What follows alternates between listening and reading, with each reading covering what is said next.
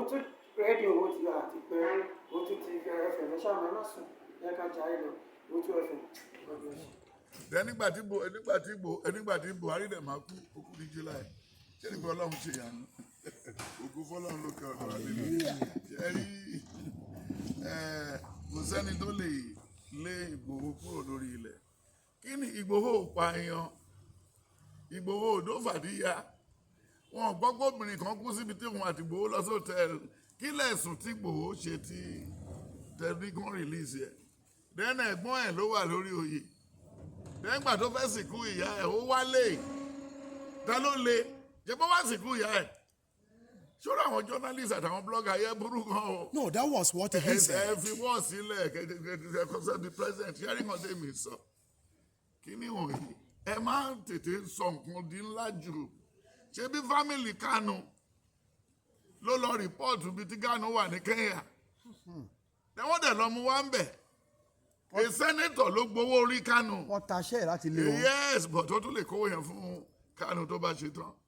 It's just pé owó táwọn Hausa kan fẹ́ waste in time kí lórúkọ senator yìí òun ló lọ síbi tó wà tó ní fóònù Kanu Abẹ́rẹ́bẹ̀ yes òun ló help wọ́n dẹ̀ ti mú wá ṣe wọ́n jẹ Kanu náà látọjọ́ ìwọ̀n jẹ náà so ìyẹn ò dẹ̀ ní kó má ṣe nǹkan tí ó máa ṣe so automatically ó dá bó ṣe sọ yẹn torí ìgbà tó fẹ́ lọ renew document ní Germany ní embassy ní Germany náà fi sọ pé he's a wanted man in Nigeria you know two sovereignty countries a country so they need to obey each other.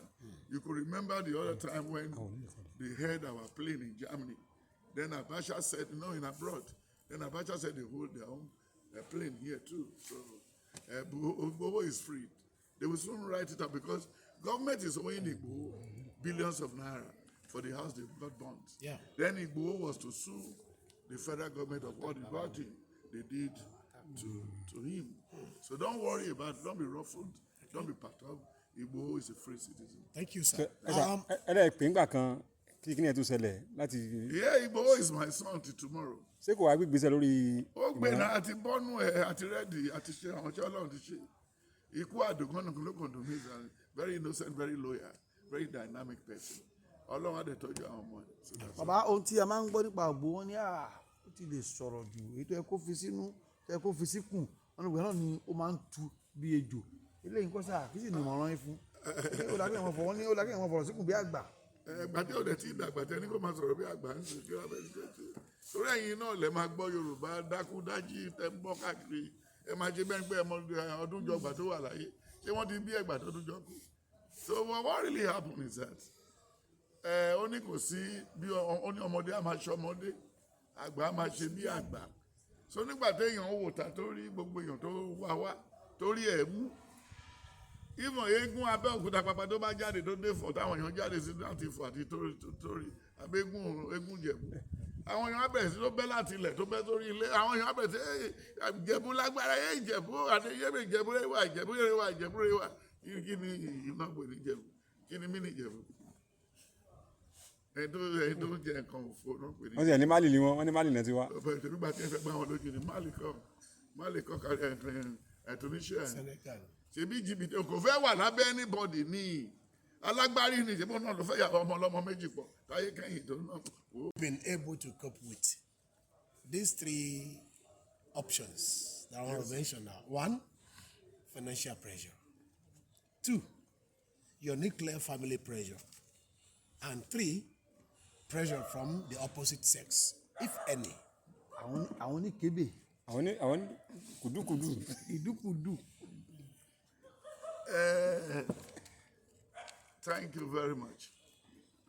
Sherry, question to bèrè yẹn nǹkan kan ti answer gbogbo ẹ̀ ó ní òtítọ́ ló dá ìjọ mímọ́ tó fi wá sáyé lẹ́nu ní tá bá pè òun lẹ́ẹ̀kan òun á dá wa lóhùn ṣùgbọ́n ìwọ àgbèrè àti ọ̀lẹ aránkàn àti agbéraga mọ̀ dájú pé kékeré nínú ẹ̀ṣẹ̀ kò lè súnmọ́ bàbá fi wà àtijọ́ rẹ̀ sílẹ̀ kò lè máa bọ́ lọ́hùn lọ then orí ìkejì lọ́gbọ́n ní onígbà tèmi kò mọ̀ pálágbára ni èmi ti mọ̀ pálágbára ni so òun ló ń ṣe ààbò lé mi lórí òun ló ń sọ pé kí n máa bọ̀ tí mo lọ.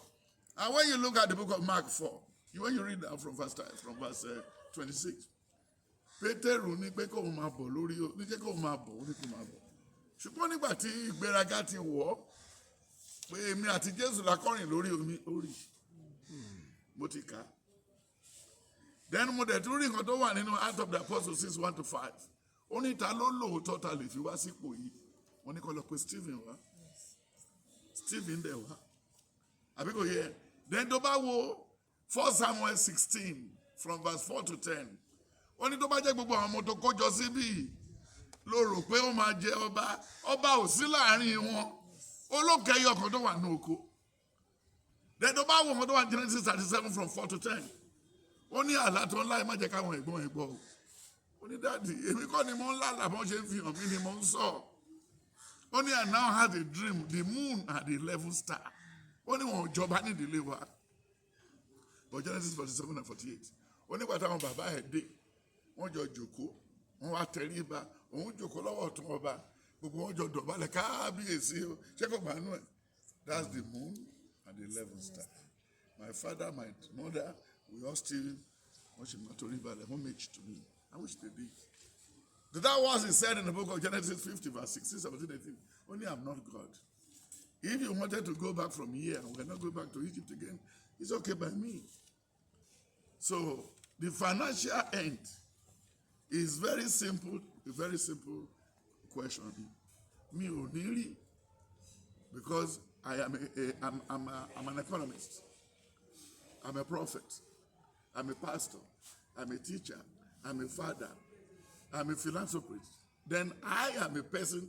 I can eat a garden egg with green plantain for 2 months. But I will look fresh.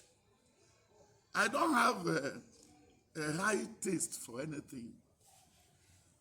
My watch was Proverbs 24:10. Only tí ìwọ bá rẹ̀wẹ̀sì ní ọjọ́ ìpọ́njú, ó ní agbára kò tó nǹkan kan. That's the motto of the church. Ó kù 3 days afẹ́ bẹ̀rẹ̀ church ni mo lálàlúwa ní motto church yìí ni. I mean, then being a businessman, mo pín Èkó sí 18 link tí mo fi ń ta gúgúrú time. Then I have a factory here tí wọ́n ti ń ṣe ọṣẹ. A máa bẹ̀rẹ̀ sí ta ọṣẹ yẹn after 30. Mo ti ta fún Amẹ́ríkà káàkiri omi ò ta fún Nigerians. Hardly ló lè rí Nàìjíríà mi ò ní sọ̀rọ̀ níbẹ̀ because mo mọ̀ pé inú wọn ò dáa. Wọ́n lè rẹ́ yọkan lọ́kàn lọ ti bọ kẹ́míkà wọ́n lẹ́nìkan fi wẹ̀ pé ara ẹ̀ ń jọ. Ṣùgbọ́n àwọn tó ń lo òyìnbó ń gbà wé ìlú òyìnbó ṣe gbogbo ẹ̀. Wọ́n lè lọ mú wá kó owó lè lọ yàtọ̀ ó wà lára capsule wà lára ẹ̀yìn mọ́tò wà lẹ́nu ọ̀nà ẹ̀ yes and that soap mo ti ta dẹ́ndẹ́ nínú ẹ̀. Ọlọ́run dẹ̀ gbogbo ilé tí mo tà náà ni mo fún Ọlọ́run padà bó ṣe fún mi ni mo dá padà. Mi ò ní taste mọ́tò tó ń rìn mi ò ní taste ilé tí mo fẹ́ kọ́. tó bá bùn yín kọ́ sà.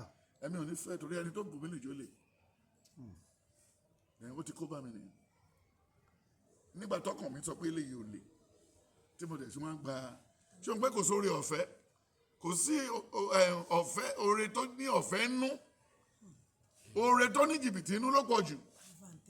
Wọ́n dàbí kó dé láti lóyìnbó ní ọ̀hún sẹ́kìtì rẹ̀ ó ra fóònù wá fún ìgbà tó tún máa tún lọ padà wá ó ra bra àti pint wá ṣé mo ti o ti sọ point àbí tó ń lọ nígbà tí o kì í ṣe ìyàwó ẹ kí ló ra bra wá fún onígbà tó ń ra bra torí bra yẹn tó jẹ́ 2,000 pounds ó dẹ̀ mọ̀ pé ọ̀kadà lọ́kọ̀ ẹ̀ ń ṣe ó wá ra pint ṣe ni pé àjọbẹ̀ láti òtí mi ò ní gbogbo wọ̀nyí títí ó dàbí kò ní ṣe mo lẹ́jẹ̀ rúru mi ò ní torí mi ò gbọ́kàn sókè sẹ́nìtì because he said this and 121 ní mi yóò gbóbi ojú mi sórí òkè wọn níbo ni ọlọ́run yóò ti wá ọlọ́run yóò ti ọ̀dọ̀ ọlọ́run wá tí ó dá ọ̀run wáyé ó ní èmi kí ó jẹ́ kí ẹsẹ̀ mi kí ó yẹ nítorí ẹni tí pa mímọ́ kì í sùn bẹ́ẹ̀ ni kì í tó gbé ẹ̀wọ́n dẹ̀ tó wá sọ ní Psalm 37 from verse 10 to 17 ó lóhun òrírí sẹ́ẹ̀ níbi tí olódodo ṣe kìíní tó ti ṣe àgbẹ̀ So thank you, sir. Thank you very much, sir. In order to conclude, I still have about 1 or 2 questions. You are free to ask 20 Thank you questions. very much, sir. What is your relationship like with the authority of this great church, Celestial? Of the grassroots, ní iléeṣẹ́ OOO FM yẹn ṣàlẹ́ o, máa gbọ́ má yí kúrò níbẹ̀ o, ètò tó gbámúṣé polówó ọjà kájébù gbẹ́jẹ́, ètò tó fa kọyà ní iléeṣẹ́ OOO FM láti máa gbọ́, ní iléeṣẹ́ OOO FM, the mouthpiece of the grassroots yẹn ṣàlẹ́ lórí bẹ́ẹ̀. Ní iléeṣẹ́ OOO FM má yí kúrò níbẹ̀ má gbọ́ ìyá ṣàlì náà ni. Thanks for watching. Kindly subscribe to our YouTube channel, OOO FM Lagos. Bye.